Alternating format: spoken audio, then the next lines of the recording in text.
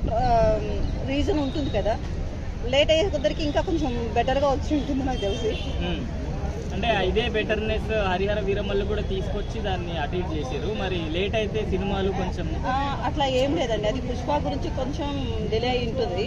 పుష్పలో ఎవరో తొక్కిసలాడుకొని చనిపోవడం జరిగింది కదా, దానివల్ల అది అలా డిలే అయి ఉంటుంది అని నా ఉద్దేశం. అంతేగాని నాకు పెద్దగా మ్యాటర్ ఏం తెలియదు.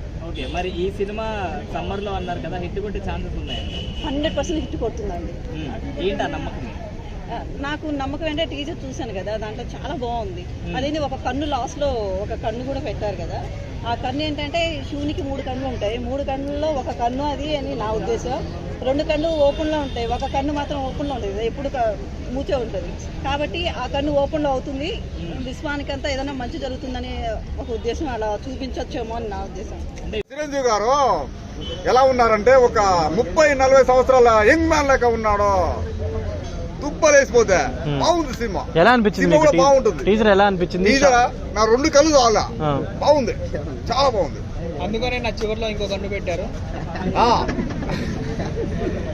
బ్రో, ఆ విఎఫ్ఎక్స్ చిన్నపిల్లల సినిమాలాగా ఉన్నాయని అంటారా మీరేమో?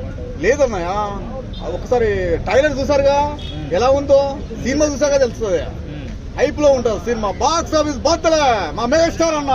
అంటే ఒక ఆచార్య అలాంటి సినిమాలు ఎక్స్పెక్ట్ లేదు లేదు, ఈసారి మాత్రం బాగుంటుంది అన్న. ఆచార్య సినిమాలు ఎక్కువ ఉండదు. హరిహర వీరమల్లు టీజర్ చూసుకుంటే దీనికి 100 రెట్లు బాగుంది.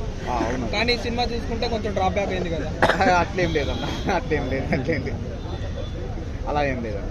ఈ సినిమా కూడా పోతుంది అనేసి చాలా మంది నెగిటివ్ గా మాట్లాడుతున్నారు కదా అన్న. నేను చెప్పేది వింటారా? ఎవరో మాట్లాడినంత మాత్రాన మనం పట్టించుకోవద్దన్నా.